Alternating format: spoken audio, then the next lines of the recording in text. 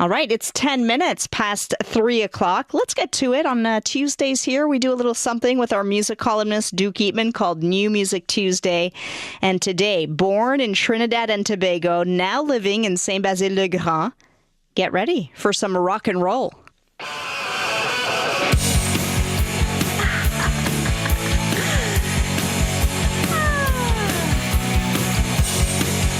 Now, which filter shall I choose?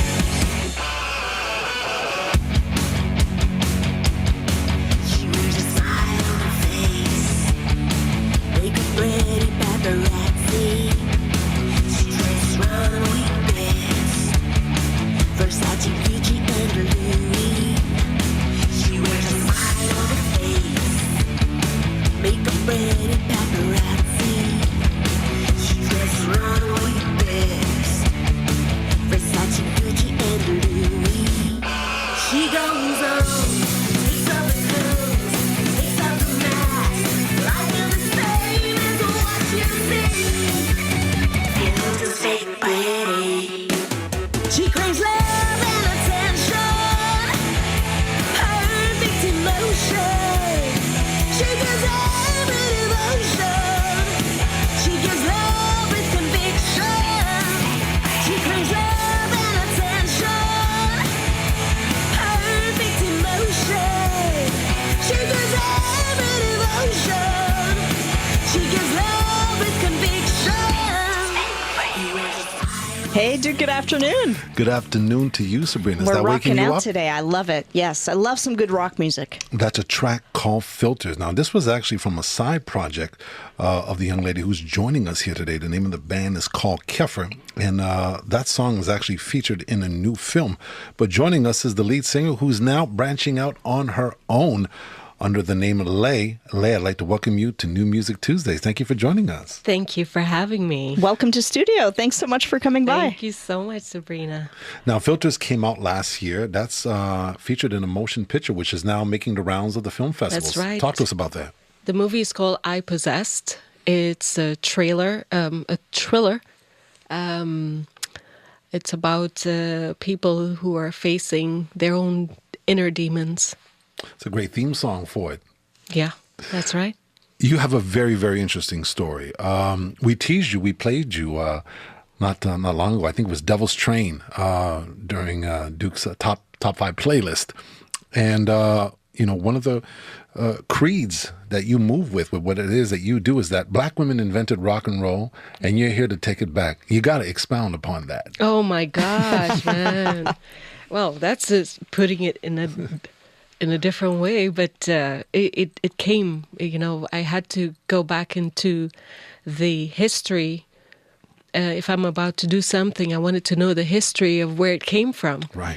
And lo and behold, when I looked back into the history of the beginning of rock and roll, Sister Rosetta Tharpe, she actually showed up, and I just instantly felt like, okay, this is it. Little Richard said he learned everything he does musically from listening to her recordings. She's just so phenomenal. Like, she's so fearless, and she is what I aspire to be. And an incredible guitar player as well. That's right. You have Big Mama Thornton, you have Bessie Smith, and of course, the modern queen of rock and roll, whom we just lost recently, Tina Turner, somebody who's Tina very close Turner. to your heart. That's right. She's my fairy godmother of rock. That's right. That's Fairy what she godmother is. of rock. Of rock. That's what she is. She turns up when I'm about to go on stage. You try to manifest her. You try to channel her says, energy. I got your back, girl. You go. I was about to ask you, what did she tell you? She says, go get him. Go ahead now. Be fearless. When I heard you were born in Trinidad and Tobago, I thought, oh, okay, well, maybe the music will have a Caribbean vibe to it. And then I hear this rock. Did you grow up listening to rock from a young age? Nope. Not at all? Listening to rock came from my neighbors, actually. I wasn't allowed to listen to rock. I wasn't allowed to listen to any type of worldly music. So what were the neighbors playing?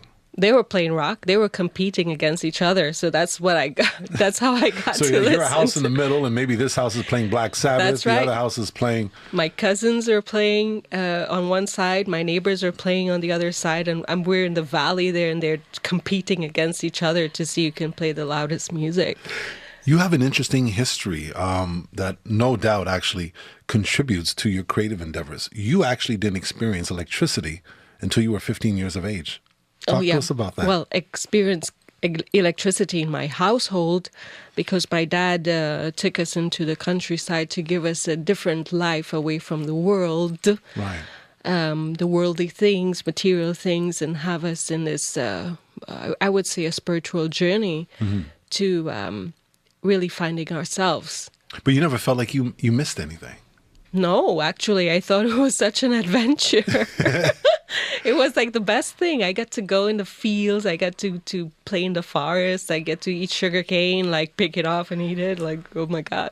And yet somehow the music bug bit you. The music bug still found always its did. way. Yep. And then at 15, 16 years of age, you go on to represent Trinidad for a musical event. Yes. I was on tour right here in Montreal. That was the first stop. And then to Connecticut and then to New York. Now, what was that about? It was a cultural contingency from Trinidad. We were spreading our culture towards here in Canada to show what our culture is like. So I was representing the African side of our culture. So I came up here, was doing African songs sung by the one and only my godmother of music in Trinidad. Her name is Ella Andel. Right. And I did her songs with the drummers, and there was the Indian side of it and the Chinese side of it, and we all came to represent. So, coming from such a simple background, what was it like now? Now you're visiting the world. You're going to the United States. You're going to Canada. What was it like coming from something very rural, minus electricity, to now you're visiting major cities and performing, representing your country? It's been. I felt like I was being conditioned for this, even though I grew up like that. I was able to, in school, all my teachers, everybody, they knew how I sang, and they encouraged me, like particularly encouraged me on this journey. My mom specifically, she was the one that took on the stress of putting me out there, and I thank her for that. I think all the music parents are listening now saying, yes, you know, the drives to the practices. That's right. And, That's right. And you just want your child to succeed and be happy. Lei, I want to ask you a little about your musical journey, because from being in a band to now going out on your own, what do you feel is the biggest difference and the most rewarding thing that comes from that? The most difficult thing is me doing it on my own. Like I never done anything like this. I've always had a group behind me. I've always had somebody to do this or that. Now I'm doing everything on my own. And that has given me a different kind of strength and to break down my barrier of being scared to do it on my own. So that gave me a lot of courage. You were involved in many different platforms and mediums to present your talent and to express yourself creatively. And at one point, you even did the cruise circuit. And to prepare you for this journey, I don't know how helpful it was. I guess we'll find out in a minute. You got some advice from some people that happened to be on board. And that was Jennifer Lopez and her then husband, Mark Anthony. Mm-hmm. What did they tell you to prepare for? Oh my gosh, they put the fear of this industry in me, because they're like, you better be ready for this. Okay, your life is not going to be your own. You're basically the public owns you almost. So you can't go here, you can't go there on your own. You don't have the freedom, and I love my freedom. You know, it reminds me of when I was little, going out and running through the bushes, and the freedom that I feel. It sent me back there. And did it scare you? They scared me. They did. they scared me. So she's like, oh, you know, just be careful. Just know what you want, and just go for it. Never forget where you came from. It's an interesting catch-22, though, because as an artist and a creator, you want your work out there, and expression is what matters, and you want people to relate to your work and connect with it. But then the flip side of that is, are you a victim of your own success, where if it becomes so popular, the cost of that is that freedom that you're describing. Exactly.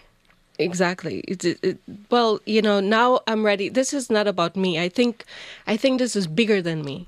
Right now, I have the godmothers and the ancestors of the rock behind me saying, "You better get up and do this. This is not about you alone. You're carrying a country on your shoulders. You're carrying it on your back. You're representing more than just being a female in the industry. You're representing rock. You're representing rock coming back and finding itself again." You have an EP coming out. We're going to hear the first single from it, Desire. But I mean, you're just a hero in your community in St. Basil Le Grand in the South Shore. Now, you've been featured, I think, in 2 local newspaper articles. Yeah, Talk to us about that. Well, I was contacted by these 2 newspapers, and they wanted to do an article on me. The papers were?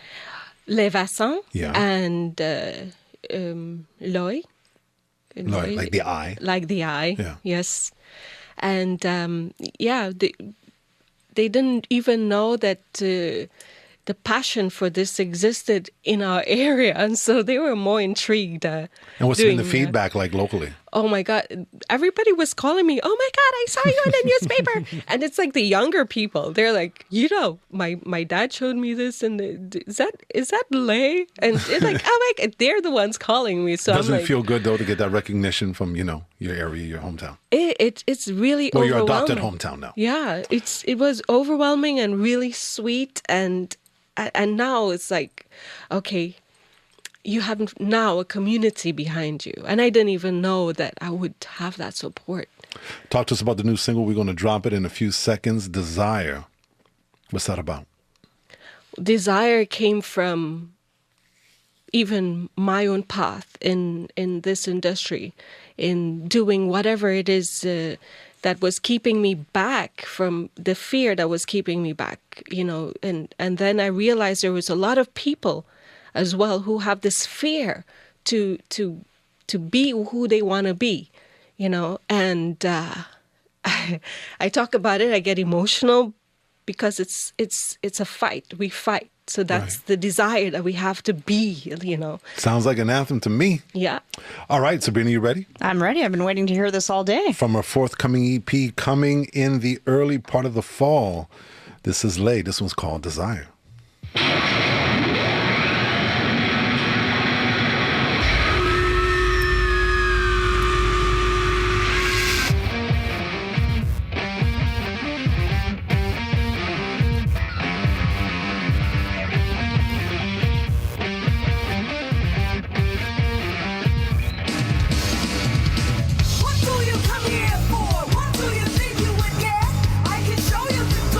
You ain't seen nothing yet.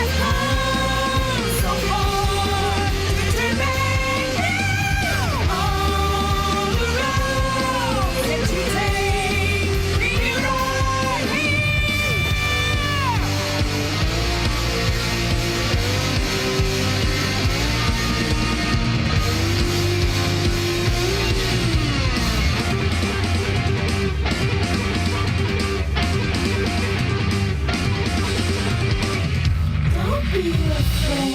It's okay, it's alright. I can show you the way. Yeah? Give me all of your pride, and I will take you high. Take you high.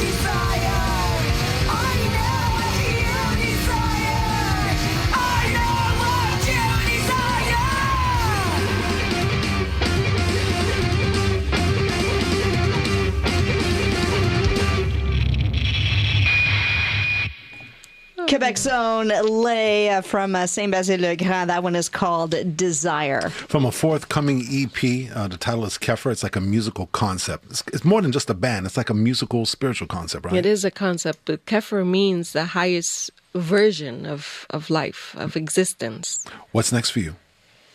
Well, next on July 20th in Quebec City, I'll be there at Quartier de Lune. Oh, look out now. With the full band. With the full band behind me. And the EP we can expect sometime in the fall? Yes, I hope it's going to be out in November. That's the set. plan. The name of the new single is Desire from Saint-Basile-le-Grand, originally born in Trinidad. Lei, thank you so much for joining us for New Music Tuesdays. Thank you so much for having me. Thank you so much, Lei. It was great to meet you. Best of luck. Sounds like you have a busy summer ahead and getting out that EP as well by the fall.